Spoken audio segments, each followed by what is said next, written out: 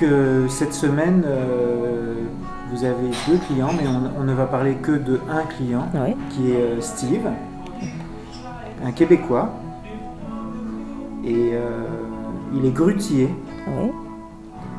et c'est la première fois qu'il voyage à l'extérieur du Canada. Il n'a jamais quitté le Canada. Et il travaille dans le Grand Nord aussi. Et moi, ce que j'ai remarqué chez Steve, c'est qu'il est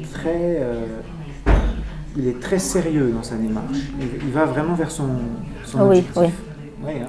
Antoine, vous venez de décrire Steve d'une manière impeccable. Rien à dire, rien à ajouter.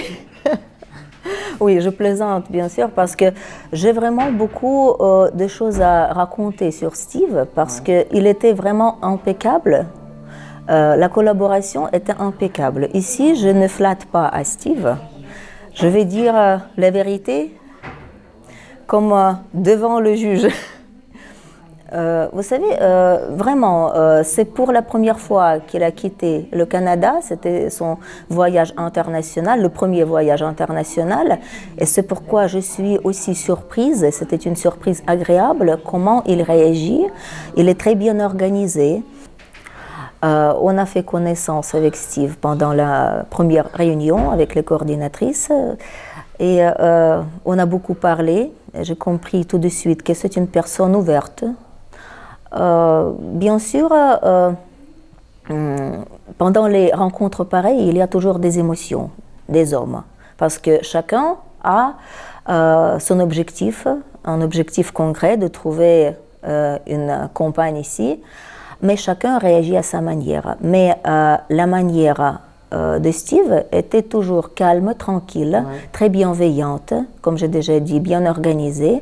Et il m'a dit tout de suite qu'il avait suivi tous les conseils de l'agence. Oui. Il a vu beaucoup de vidéos, beaucoup d'interviews avec les femmes, les conseils d'Antoine, les vidéos avec les coordinatrices.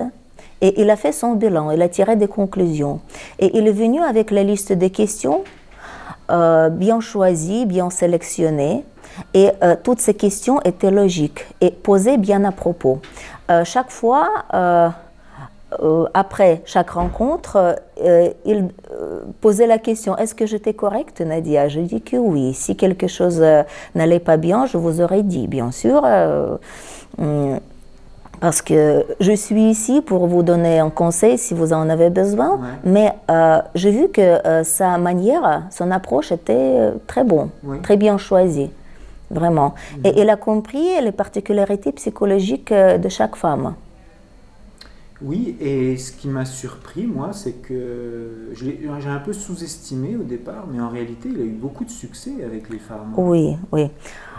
Il y a beaucoup de femmes même des femmes qui, je vois par exemple, il y a une femme qui s'appelle Elena, une blonde qui a rencontré beaucoup d'hommes cet été, et ce soir, il va passer la soirée avec elle. Ah oui, j'ai une chose à ajouter à propos de la manière de Steve de se présenter. Toutes les femmes ont remarqué sa manière à se présenter. C'était, si vous voulez, quelque chose d'intermédiaire entre la confiance en lui et la confiance excessive. Il n'a pas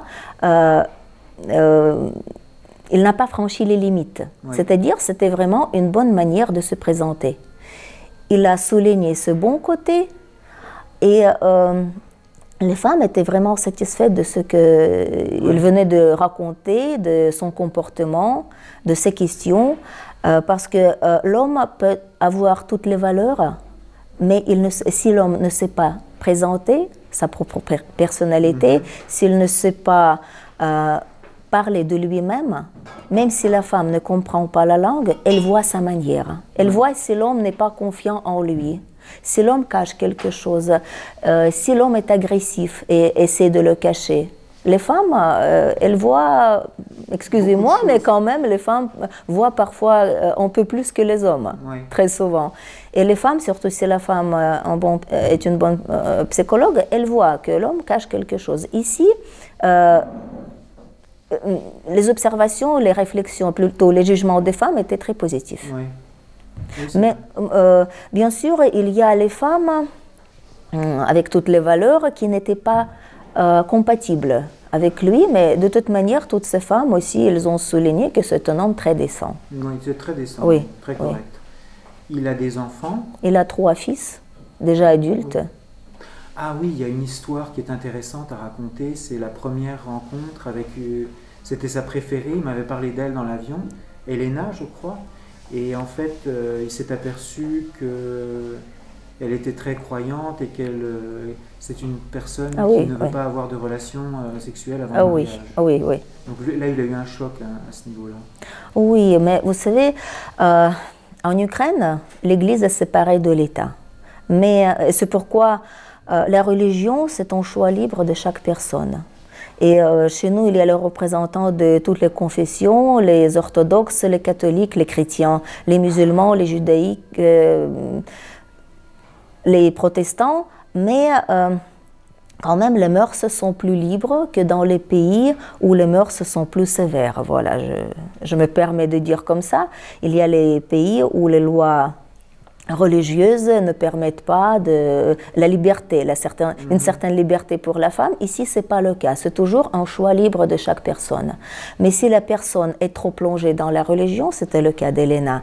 Bien sûr, cette personne, elle choisit son propre chemin. C'était le choix d'Elena. Elle est comme ça, elle est vraiment trop plongée dans la religion. Trop? Trop, oui. Trop parce que quand elle parle, on a l'impression qu'elle fait le sermon.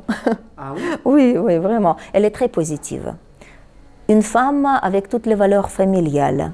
Mais vous savez, les gens qui sont trop plongés dans la religion, quand elle parle de la religion, elles sont tout à fait différentes. Elle peut parler des valeurs familiales et... elle est comme une femme ordinaire. Quand elle parle de la religion, les yeux commencent à briller. Ouais, c'est une passion. Le ton, oui, c'est une passion. Le ton change. Ouais. Et c'était le cas d'Elena. Et bien sûr, son comportement par rapport au rapport sexuel était un peu à part. Elle a dit tout de suite, pour ne pas tromper l'homme, qu'elle ne prévoit pas la cohabitation avant le mariage, les relations sexuelles. Et bien sûr, il est difficile parfois de l'accepter parce que la compatibilité doit être complète. Ouais. Et si les gens comprennent qu'ils ont la sympathie réciproque, il faut essayer la cohabitation et les relations à tous les points de vue, n'est-ce pas? Un sujet délicat, mais quand même. Ici, il a compris que malgré toutes les sympathies à son égard, ce n'est pas quand même son genre. Ah, oui. Et elle a compris aussi que ce n'est pas le genre de relation. Le lendemain, il en parlait déjà plus. Voilà. Mais il y a beaucoup d'hommes qui me demandent, Antoine, est-ce que les femmes en Ukraine, est-ce qu'elles sont très religieuses? Parce que ça fait peur, notamment aux hommes québécois, où le Québec c'est devenu complètement athée, plus personne ne croit en Dieu. Vous, selon votre expérience, les femmes en général, est-ce qu'elles sont très croyantes ou les femmes que les hommes rencontrent? Je peux dire qu'il faut chercher les réponses dans notre histoire assez récente, parce que à l'époque de l'URSS, tout ce qui était lié à la religion était interdite. Les gens croyants, ils étaient persécutés, mal vus, et c'est seulement les babouchkas, les grands-mères, qui pouvaient fréquenter les églises sans avoir peur de ne pas avoir la promotion, d'être persécutés. Et c'est pourquoi la religion était vraiment persécutée. Après la chute de l'URSS, et même déjà après le début de Perestroïka avec Gorbatchev, le comportement à l'égard de la religion a changé. Et les gens ont eu le choix libre. Ouais. Et on a vu un grand talent religieux, spirituel plutôt, pas religieux mais spirituel. Dans les années, la Perestroïka, le début c'était 1986 avec Gorbatchev. Après l'éclatement de l'URSS, c'est 1991. Ouais. La chute du rideau de fer, le pays est devenu plus ouvert aux influences occidentale, voilà, et beaucoup de choses dans notre mentalité ont changé, y compris le comportement et la religion. Donc on peut dire que maintenant, les pays slaves de l'ex plutôt les pays orthodoxes de l'ex-Union soviétique, ils revivent un élan spirituel, mais on ne peut pas dire que c'est vraiment un élan religieux à 100%. Il y a les gens croyants, mais qui ne fréquentent pas assez souvent les églises. Ouais. Ils sont pratiquants, mais ils ne sont pas fanatiques. Mais les jeunes, par exemple, les jeunes filles dans la vingtaine, est-ce qu'elles sont pas croyantes? Vous savez, elles peuvent être croyantes, mais les mœurs sont plus libres. C'est-à-dire, on ne peut pas dire que les femmes ne sont pas autorisées de sortir toutes seules de la maison, qu'elles sont obligées de fréquenter les églises, qu'elles suivent toutes les normes qui existaient au XVIIe, XIXe siècle. Les femmes sont plus libres. Ouais. Et même si la femme est croyante, elle a la possibilité d'avoir ses propres projets pour la vie. La société n'est pas aussi patriarcale que ça. Pour répondre avec le plus de détails à votre question, c'est-à-dire les femmes ont le choix. Et bien sûr, les femmes, elles peuvent avoir les relations avec un homme sans être mariées. Oui. Mais c'est aussi le choix libre de la femme. Si on parle des rites religieux, les jeunes, très souvent, ils peuvent se marier à l'église avant de se marier dans l'établissement des états civils. Ça existe. Mais cela ne veut pas dire que la femme ne peut pas avoir les relations sexuelles avant le mariage. C'est excessif. C'est excessif, oui. Ouais. C'est-à-dire, j'ai donné une réponse aussi détaillée, c'est pour décrire en général les situations. Les femmes ne sont pas autant patriarcales, et si la femme exclut les relations sexuelles avant le mariage, c'est plutôt son choix libre, et ce n'est pas la règle générale, je peux dire comme ça. Ok, alors si on regarde ce qui s'est passé sur les autres rencontres, globalement, il y a eu quand même la majorité des femmes qui voulaient le revoir, notamment une femme de Khmelnytsky qui... Oui. Ah oui, on peut raconter l'incident avec le traducteur. Ah oui, oui. Oui, bien sûr. Il faut dire aussi que Steve, il était très délicat avec les femmes. Mais bien sûr, si on parle de ces candidates, son comportement était très bienveillant. Et tout d'abord, il avait apprécié une femme. Oui. Vraiment, c'était en déclic. En déclic, c'était la sympathie réciproque tout de suite. La femme, de deux côtés, oui, la femme était très sympa. Mais après, il a rencontré aussi une autre femme. Et c'était la sympathie encore plus profonde, dès le début. Ouais. Incomparable avec la première sympathie. Ici, il a senti vraiment que c'est la femme de sa vie. Ah oui, hein? Oui. Ah oui. Et avec cette femme, ils ont eu les projets communs. Que la femme vienne ici. Elle doit venir demain. Et donc, comme elle ne parle pas ce soir, non, elle ne viendra pas ce soir, mais comme la femme ne parle pas anglais, bien sûr, ils ont utilisé le traducteur électronique. Ouais. Elle ne parle pas ni anglais ni français. Et Steve, il a eu l'impression que le traducteur électronique s'est trompé. Vous savez, ça existe parfois. Parfois, ça existe. Et la traduction peut jouer un mauvais tour. Ouais. Le sens peut être tout à fait inverse à ce que l'homme voulait dire. Ouais. C'était le cas de Steve. Il a eu cette impression et il m'a appelé de bonne heure pour me demander de corriger cette situation parce qu'il a eu une idée que Taïsia a été vexée.